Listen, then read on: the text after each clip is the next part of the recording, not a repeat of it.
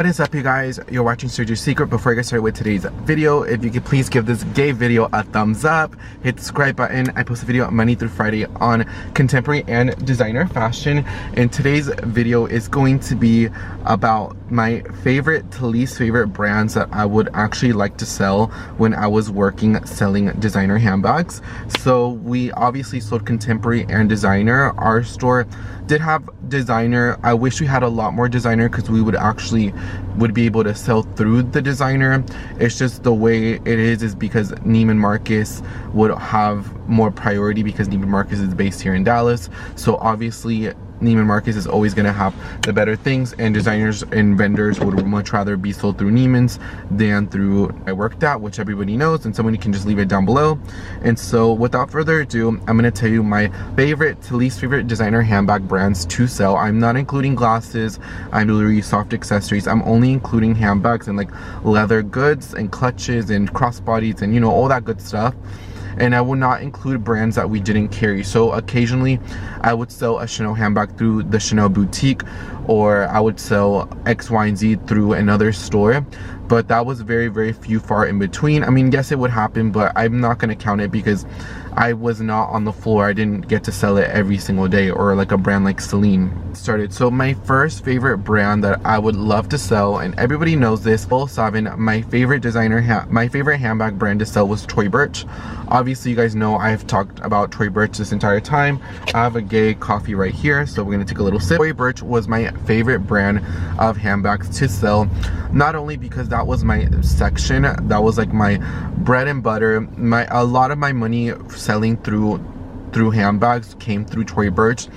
On a weekend, I could easily sell like 6 or 7 Tory Burch handbags in a day, and that's just one sell associate. And compared to all the other handbags, I would convert other brands of customers into a Tory Burch customer. This is the McGraw crossbody, blah blah blah blah blah. I like it. I own this bag too. This is the Fleming flat bag. Here's are the pros and the cons. These are the colors that we have in it. So for me, I always took a very, very great pride in selling Tory Burch handbags. It was my favorite brand to sell. It was the #1 volume floor. Tory Burch would sell more than some of the other. Tory Burch was our #1 brand on the floor, including designers. So my problem that I have with some people when they like to knock contemporary down is like, you don't understand that a Tory Burch or like a Coach or even like a Dooney and Burke make a lot more money than a lot of these designer brands that you would never even think. Like, Tory Burch was our #1 brand. We would sell more Tory Burch than some designer handbag brands combined for the year. So I hate when people like to put down contemporary brands, because contemporary brands really make more than designer brands, believe it or not. So Tory Burch, bread and butter, #1. I love Miss Tory, and I will always be a Tory Burch girl for the rest of my life. But my favorite brand to sell was Tory Burch, and I was there from the beginning and all the way to the end. And I'll insert the pictures of me like when I would adjust the floor and stuff. But Tory Burch, #1 favorite brand to sell. My second favorite brand to sell was Saint Laurent. So at North Park, which is here in Dallas, so there's one Saint Laurent boutique. It was in Highland Park Village, which is where all your prestige brands are. And so they closed that boutique and they opened one at North Park.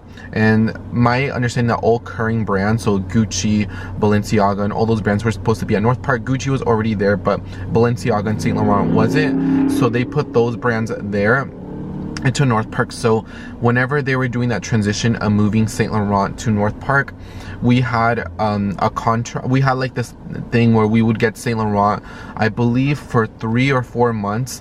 And baby, those 4 months or 5 months that we had Saint Laurent, we would sell through it like nobody's business. Every single weekend, a Lulu, Wallet on Chain, Saint Laurent would just sell itself, versus some other, Tory Burch would also sell itself for the most part, versus sometimes maybe like Alexander McQueen or maybe like a Longchamp, and maybe it needed a little bit more PK knowledge.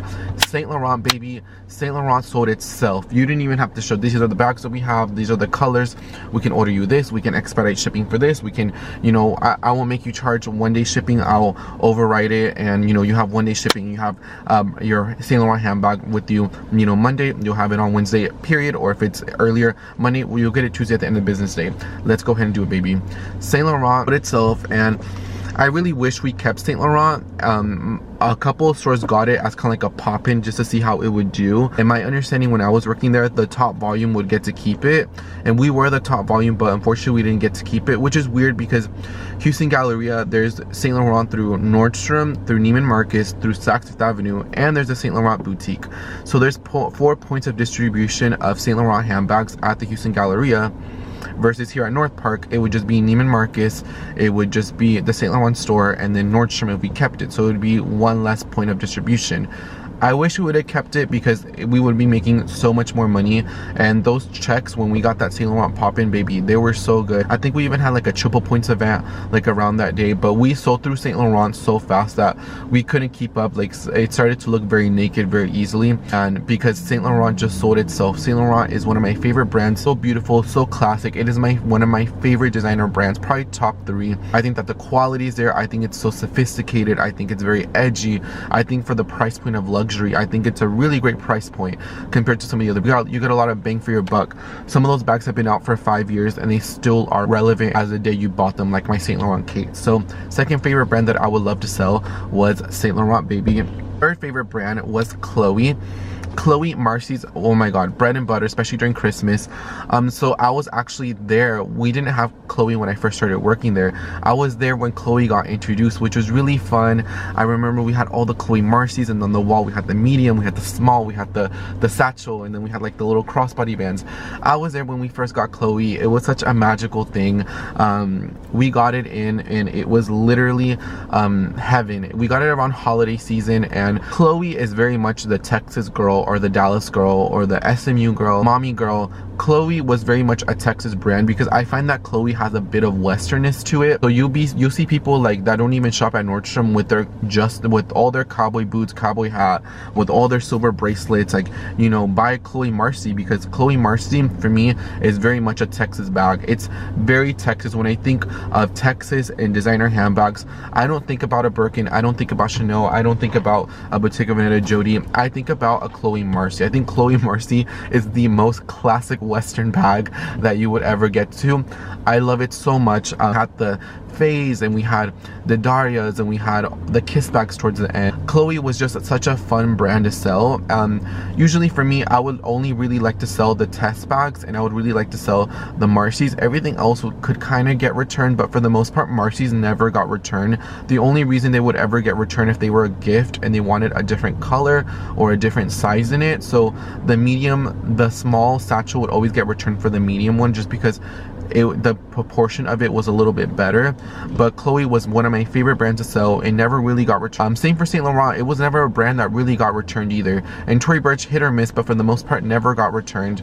I like to sell brands that will never really get returned, because, you know, you're working as a sales associate, you're working on commission. You know, I would take the return, you know, it is what it is, but for me, I would love to sell a good Chloe, especially Chloe Marcy.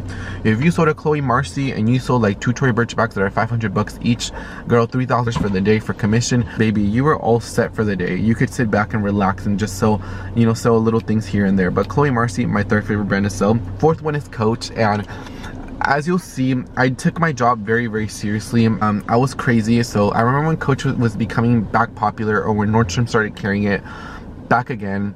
And you're gonna think, guys, I'm crazy, but I literally grabbed my credit card, I grabbed my Amex, I bought $5,000 worth of Coach handbags. Yes, guys, $5,000 worth of Coach handbags. And I bought like 2 of each and maybe 1 of each. And I literally went and I returned all of them, and I put them on the floor, and I got a sign to say Coach on it, and apparently we started carrying Coach. So I was crazy. I was very much like, I loved the floor to be filled with merchandise. I love the floor to look very nice, and I wanted Coach to be carried in our store. I was like, I love Coach so much. And that's crazy, because if you've ever been in commission sales, a lot of people may say, girl, it was just like a job. Yes, it was a job for me, but there was a time and a place where I would take it so seriously. I just love Coach so much that I literally went and I bought it, and we kept it, and like literally like a month later we ended up carrying Coach handbags. So Coach, I love you so much. Just know that I've done so much for you, and you have been nothing but a great woman with me. But yes, Coach was a very fun brand to sell, because it would be fun. When we had the pillow bags, they sold out so fast. It's just such a nice and heritage brand. When people didn't really want a Tory Burch bag, I would recommend them to Coach, and people didn't want Coach until Tory Burch handbag brands, because you'll see within this list, Kate Spade was a very popular brand, but as you know what happened, the brand started taking a shift, and then with Nicola Glass and her collection, Nordstrom bought very heavily into it, but we didn't really sell through it very fast. And so there was a point where we didn't carry a lot of Kate Spade, and that was when we started getting Coach, because we needed another contemporary brand to make up for the volume that was lost because of Kate Spade. Kate Spade towards the end, now it's selling, it's doing better than ever. Point in time where Kate Spade wasn't that girl for, I want to say, a good year. It really wasn't that girl, and so that's why we ended up getting Coach, was because Coach substituted that lost volume of that Kate Spade customer. It's very interesting when you work retail, and when you really pay attention to a lot of things, you really get to notice a lot of things. But Coach, I was crazy for you, and I'm still crazy for Coach. I love you so much, and Coach was one of my favorite brands. The next brand that I love to sell was Marc Jacobs. Marc Jacobs, there was 2 bags that were the best sellers that you could sell. Well, back then they had the editor tote, which looked like this. I remember we got it in for holiday. It was an easy 500. Loved it. I can't believe they discontinued that bag. That bag actually did pretty well, and it was actually a really well-made handbag for 500 bucks. The tote bags towards the end, and then the snapshots. We've had them since before I started working there, and they're still gonna get continued carried now. I think it's a great handbag, regardless if you get a version that's like under $350 or under $300. I think that the snapshots did really well for Marc Jacobs. Like, we would get them in all the fun colors and everything. But I will say Marc Jacobs snapshots and the tote bags sold themselves really well. Some of the other bags could be hit or miss, like the pillow bag. I remember that didn't really do well, and we had some other bags that it did well, but it didn't sold fast enough as some of the other handbags from the Marc Jacobs line. But I will say the tote bag and the snapshot is really doing well for Marc Jacobs, and I hear the J-Link is really doing well. I think we only got a couple J-Links in while I was working there. I wish Nordstrom would maybe buy a little bit more, but J-Links was a really good line as well. But snapshots, the tote bags, bread and butter, would sell like nobody's business. My next favorite brand to sell were Christian Louboutin bags. And Christian Louboutin bags, there's 2 different things. I would really not like to sell clutches or small bags, because what a lot of people would do, and you'll see that with Jimmy Choo, which I'll mention later on, it would just be one of those brands that you would wear for your event and then you would return. So for me, I was never really a big fan of selling designer clutches, and because it would be one of those things that would always get returned.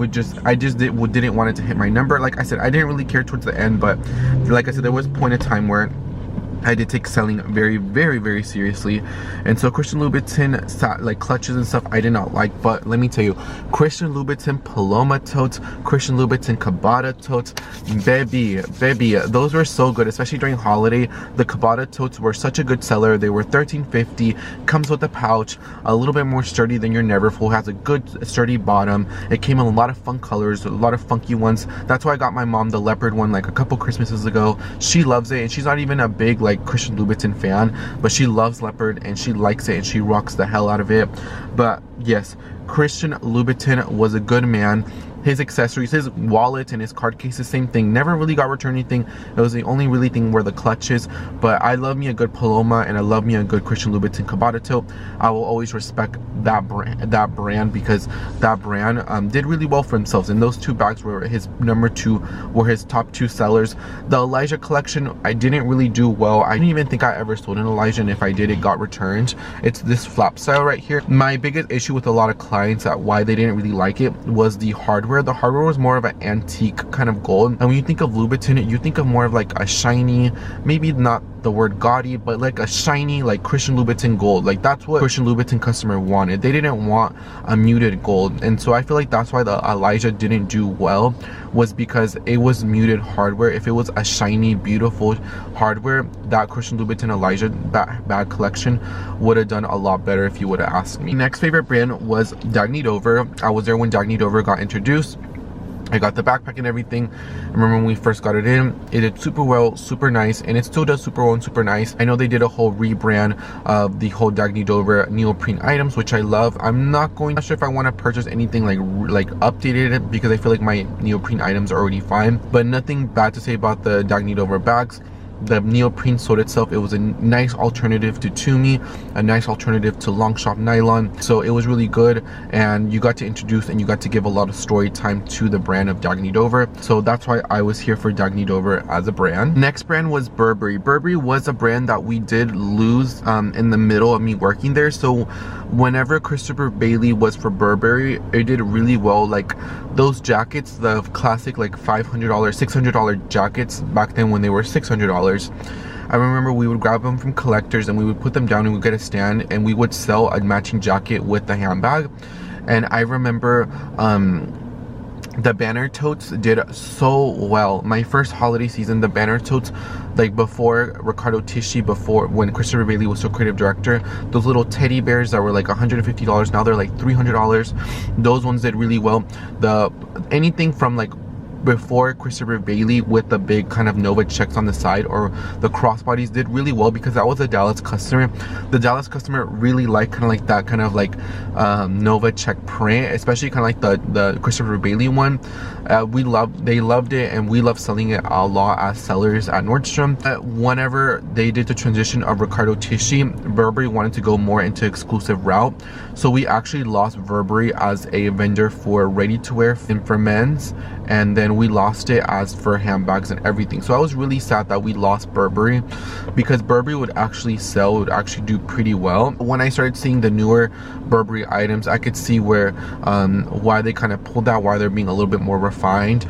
But Burberry was a fun brand to sell, but I wish we would have still had it because it would still do pretty well. And even like Christopher Bailey, even like the rainbow ones, the funky ones, like we would sell through those pretty well. And we would, by the time sale season was around, we would sell pretty much everything full price. So Burberry was a really great brand to sell, and I know the Burberry store here at North Park in Dallas does really well, and I respect Burberry. That's why Burberry is one of my favorite brands. The brand was MCM, and MCM, basically anything with the monogram would sell, particularly during the holiday season. The list totes were easy. So I remember back then it was $5.95, and then it's $6.50. Now it's like $6.95 now.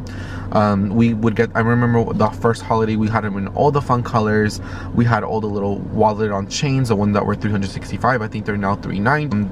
All the MCM monogram items did very well, and even like the monogram leathers did really well. My only thing is the backpacks didn't really sell as fast as you would think, but we didn't really get a lot of MCM. Like it would be very hit or miss. We would, one season we would be over flooded with MCM and we would be here for it because we would sell through it, and then other seasons we would not have like a lot of it. It was very kind of inconsistent, but I would say MCM was always a great handbag brand to sell.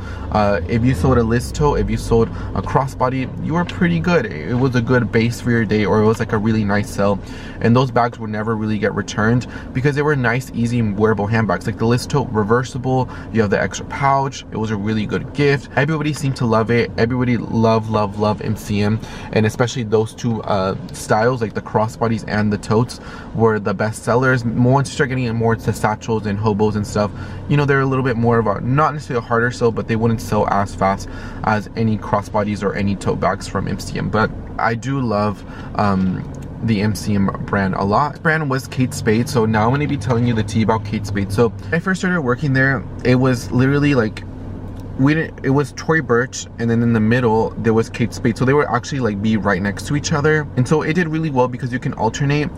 But whenever you know what happened to Kate Spade, the brand really went down a little bit, and when they did that rebrand, it also kind of changed the customer a little bit. And so I feel like it took Kate Spade some time. Not necessarily, it wasn't because the designs were bad or because the things were not good. I feel like people just needed a little bit of a breather space to kind of see what happened with Kate Spade as a person. And I'm just being honest. And so like I said, during the last year, Kate Spade has been doing a lot better, but there was a time and a place where Kate Spade went a little down, and Kate Spade is slowly back on the rise. And I feel like a lot of the off-price of Kate Spade outlets also kind of like had something to do with that as well. It was like a mixture of a couple things. but Kate Spade is back. She's better than ever. I love that New York collection. I love Kate Spade a lot as a brand, but there was a time and a place where Kate Spade didn't really do well and it didn't really sell, or people were just not checking for it. I would show it to customers and be like, I'm not feeling it. I want to go for Marc Jacobs. I want to go for a Tory Burch. I want to go for another brand. But I do love Kate Spade. I respect it. I actually love all the colorfuls. I love the sandbag. I love everything Kate Spade. And Kate Spade has always been a good person as far as like the rep and the vendors, and they would hear through my questions and comments and my concerns. It was just, if Kate Spade was consistent through the entire time, it would be ranked a little bit higher. But just because it did kind of went down for a little year and people weren't really checking for it, that's why it's kind of like somewhat in the middle. Next brand is Longchamp. I did like selling Longchamp, but Longchamp was a very particular customer. It's either you were a nylon customer or a leather customer, and if you were a leather customer, most part people that bought Longchamp leather were a little bit more on the mature side. And I'm being honest, like, I just tell you how it is. Nylon, everyone would buy it. Gays like me, like around my age, teenagers, mommies, grandmas, you know, a diaper bag as gifts, back to school gifts, birthday, Christmases. I would say even like leather lip pliages, anything that was nylon or like that lip pliage version did really, really well. It did, even in all the fun colors, the clubs, when they had like the corresponding kind of color blocking, did super, super well. Leathers would sell really well, but the thing is, leather was more of a harder sell to push just because of the price point. And also I find that I didn't really see a lot of people under 30 really check for their leather handbags. For me, I love Longchamp. I think their leathers are so beautiful, but there would be other brands that would people prioritize. And also Longchamp was more in the back because it had its own boutique shop. So whenever you walk on the floor, obviously you're gonna see, you know, Tory Burch, you're gonna see Kate Spade, MCM, Marc Jacobs, Geiger. You're gonna see those brands first before you even make it all the way to the back. But I feel like that also had a lot to do with it, because you would see this one and maybe you know, usually when I would show handbags, usually the one that the customer picks out first is usually the one that they end up buying. So if you would walk in the floor and you're already seeing a Tory Burch bag that you like, and you kind of walk and you're like, you have that instant gratification, oh my god, I love this Tory Burch bag, it's leather, it's so pretty. And then you would walk the whole floor and then you would see like Longchamp stuff, you're like, I'd much rather get this Tory Burch. So Longchamp was a good brand. I love it. I love their leather, but I will say their leathers wouldn't sell as fast as you would think. And I feel like the reasoning was because of the position of the boutique, because they had its in shop in the back, and so you would see all the other brands up in the front. And like I said, if you fall in love with one bag first, you're most likely going to go for that one versus some of the other ones. But people that are leather Longchamp fans, or like they love it, they would go back to it. And there would be people that, the clients that I would see go back like every like few months and come and buy a new Longchamp leather bag. My other favorite brand that I did like to sell was Loewe. So Loewe was a vendor that we did lose, and the reason is because Loewe is not like a Dallas customer brand. I will say that Loewe is very much a niche brand, and I feel like that's why like my style is very different like than the typical Dallas. The typical Dallas is like Gucci monogram, Louis Vuitton everything, Dolce & Gabbana, like a little bit, I wouldn't use the word tacky, but it's just like more like locally. Versus me, I appreciate a Loewe bag. I appreciate Bottega Veneta, Brunello Cucinelli, like brands like that. And so I would never really sell Loewe bags like that. I'm gonna be honest, I have probably sold less than 10 for the year / year and a half that we had Loewe, and the ones that I would sell would basically be puzzle bags, and it would basically be a very particular customer, the ones that knew all the brands, the ones that had very exquisite taste. I'm not saying that if you like Louis Vuitton or Gucci you don't have exquisite taste, but it was more of a refined taste. Like I remember one of the clients that bought a Loewe puzzle bag, she was wearing the Row, she was wearing, you know, she looked very sophisticated. She had a Chanel reissue, not with the CC, like with the regular clasp, like very much that understated luxury. And that was the customer that was for Loewe through here in Dallas. And then Loewe was also carried at Neiman Marcus. So obviously, if you are that kind of refined customer, you would probably go shop for it at Neiman Marcus a little bit more than at Nordy. And also, like I said, our customer is very much that Gucci, that very locally, like I want to see people, I want to see my GGs on the side, like very much like I want the bigger the better, the logo the better. That's very much the Dallas customer for the most part. And so that's why it didn't really sell. We would get products, we would get shipments, and I would love to sell Loewe. Loewe's, I think, is such a beautiful Spaniard, so much heritage. I loved it, and I did take a lot of, I would go home and I would like study the brand's appreciation for the brand Loewe. It's more than the basket bag, it's more than a puzzle bag. Beautiful brand. So I loved it, but I wish it would have sold more, or at least people would see more of the appreciation of the brand of Loewe. This brand was AllSaints. AllSaints was just a bread and butter brand. It would always sell, never really get returned. Loved it so much, and nothing bad to say. It was a full leather brand, very respectable, and no issues at all. Rebecca Minkoff, same thing, leather brand. There was a time and a phase where we did have a lot of Rebecca Minkoff, and then kind of like MCM, where it would go in between seasons where we would carry so much Rebecca, and then we would not have like, we would just have like one row. It would be like Julian backpacks and like the Leo clutch and like maybe like the Love flat bags, like 2 in 2 colors. Like it would be very, very hit or miss on the selection that we would have. But I love Miss Rebecca Minkoff, and I have nothing bad to say about it. The next brands you're going to see in the middle are going to be brands that you know, I like them, I appreciate them, and I have nothing bad to say. And if anything, I have really great things to say. The next brand was Strathberry. I love Strathberry. I was there when Nordstrom first started carrying Strathberry. I think Strathberry is such a beautiful brand. I think it's made super well.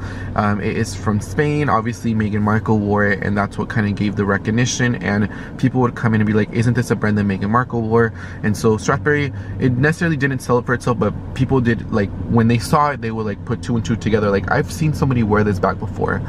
And so Strathberry, my only concern with Strathberry is that the leather was a little bit more on the softer side, so the leather would scratch very easily, and that was something that a lot of clients had a lot of complaints about. Like, I just had this bag, it scratched very easily, and also the lining on the inside was kind of like this suede material. So obviously for the people that are more very heavy duty or a very everyday handbag, obviously you would get a lot more wear on the Strathberry bag than if it was maybe like a Longchamp bag that's a little bit more of a durable leather, or even like a Christian Louboutin Cabatato or a Chloe satchel, Marcy. You know, the Strathberry bags, since it was that more kind of calfskin smoother leather, and it did have that very like kind of like blushy kind of nudie light color, it would show a lot more wear very easily. So there were instances where people did, you know, did feel some type of way because you know, it would show a little bit wear. But it's a very delicate brand, it's very beautiful, it's very well made, but it's not for you to like throw it around. It's a very like, here's my beautiful Strathberry bag, I appreciate, like, you have to have appreciation for the items, for your belongings.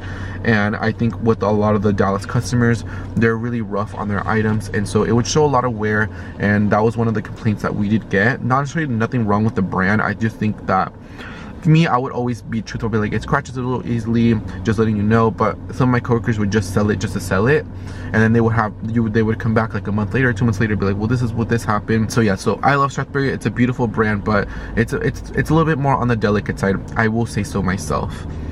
Next brand is Givenchy, and Givenchy was a brand that I did like to sell, but it wasn't my favorite brand to sell other than the Antigonas.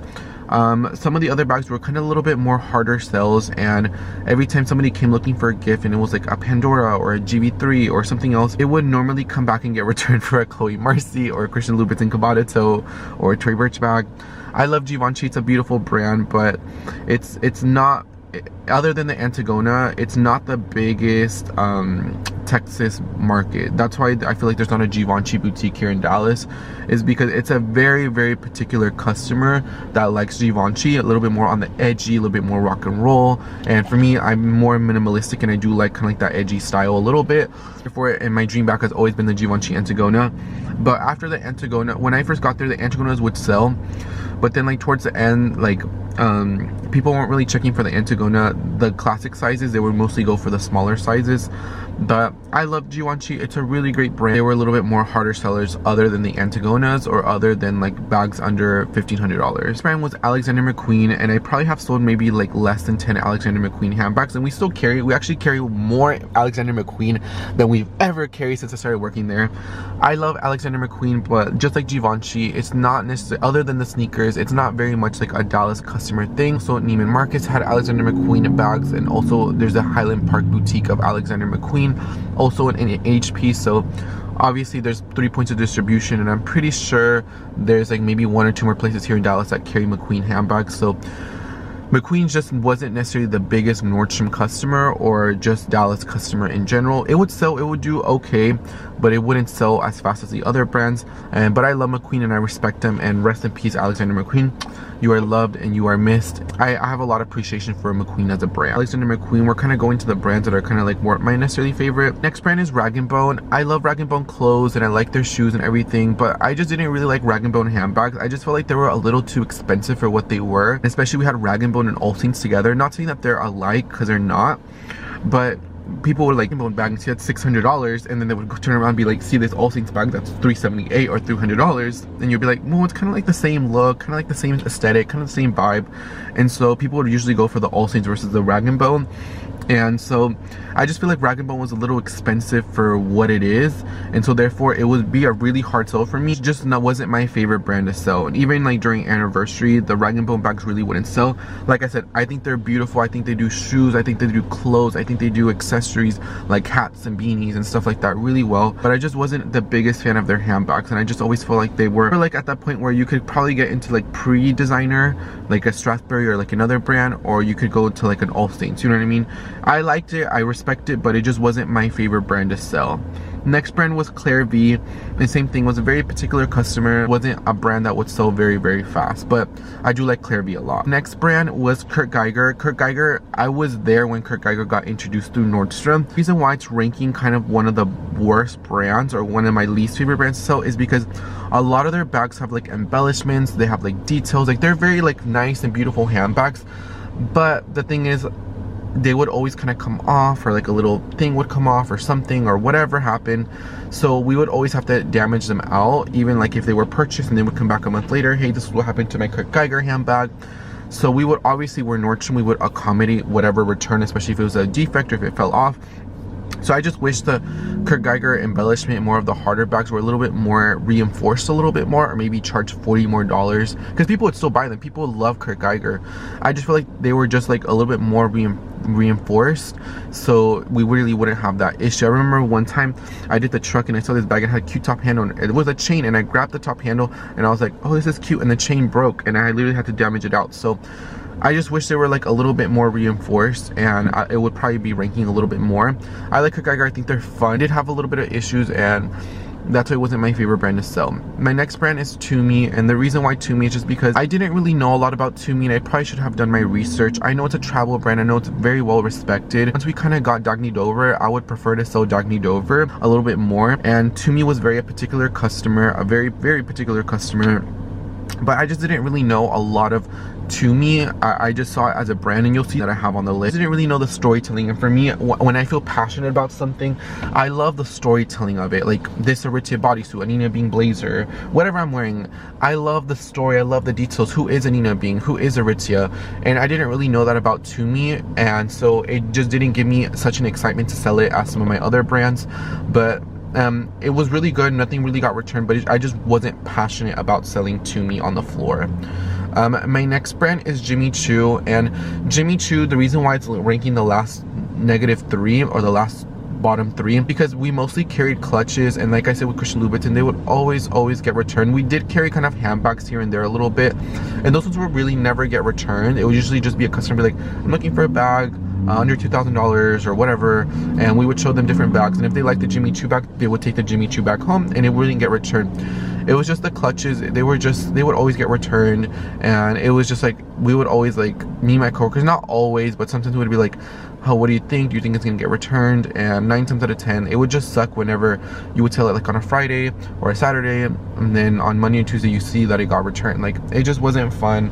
And so Jimmy Choo clutches were just not my favorite brand, because they were so expensive. They're usually all under $1,000, but it's not fun coming into work with a return for a clutch that somebody wore. So I will say that. My next least favorite brand is Off-White, and for me, I just don't really care for Off-White. Off-White is just not my favorite brand. I just don't like Off-White. I don't know what it is. It's just not I just didn't care for Off-White. It's just, I don't know, I just really wasn't passionate about Off-White. I don't really like the whole, like, so I used to have an Off-White shirt, but I've only worn it like 3 times. But Off-White's just not a brand that I was really passionate about. It's just kind of like Tumi. Yes, I know who the creative director is, I know, you know, who it's under and everything, but it just wasn't my favorite brand to sell. But I mean, I would like it, but it just wasn't one of my favorite brands to sell.